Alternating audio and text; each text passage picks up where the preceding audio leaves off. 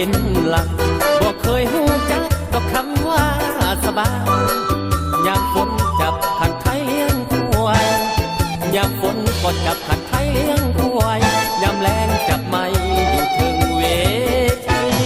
อีเล่นโพนวงดนตรีอ่อนเหยาะสามีละเนาะแมวว่าเสียงบ่ดีเป็นนักห้องแมวบ่มองจากที่เป็นนักห้องแมวบ่มองจากที่ทหารมีทีลีมีแต่คนหา